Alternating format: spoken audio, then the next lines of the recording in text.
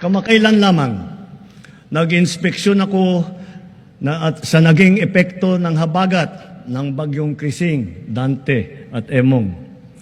Kitang-kita ko na maraming proyekto para sa flood control ay palpak at gumuho. At yung iba, guni-guni lang. Huwag na po tayo magkunwari. Alam naman ng buong madla na nagkakaraket sa mga proyekto.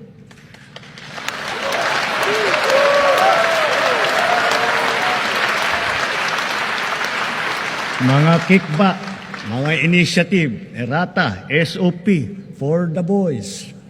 Kaya sa mga nakikipagsabwatan upang kunin ang pondo ng bayan at nakawin ang kinabukasan ng ating mga mamamayan, mahiya naman kayo sa inyong kapwa Pilipino.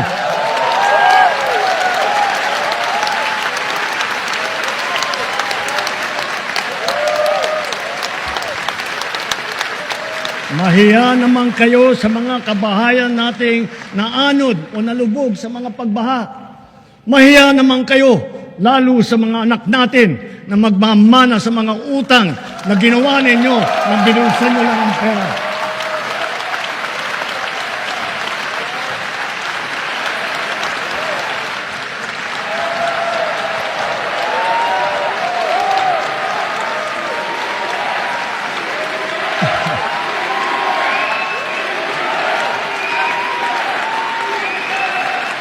Para hindi na maulit, so that this will not happen again. First, the DPWH will immediately submit to me a list of all flood control projects from every region that were started or completed in the last 3 years. Second, the Regional Project Monitoring Committee shall examine that list of projects and give a report on those that have been failures, those that were not finished, and those that are alleged to be ghost projects.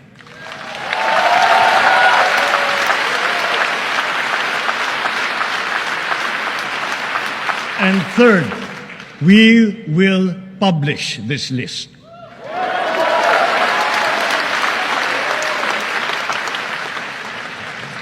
Isa sa publiko natin ang listahang ito. Kaya ang publiko na saksi sa mga proyektong ito ay malayang suriin ang listahan at magbahagi ng kanilang nalalaman para makatulong sa ating investigasyon.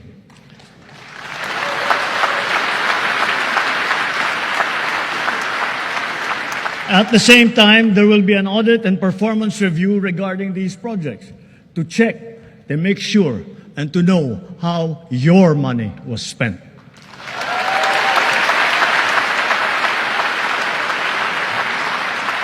Sa mga susunod na buwan, makakasuhan ang lahat ng mga lalabas na may sala mula sa investigasyon, pati na ang mga kasabwat na kontratista sa buong bansa.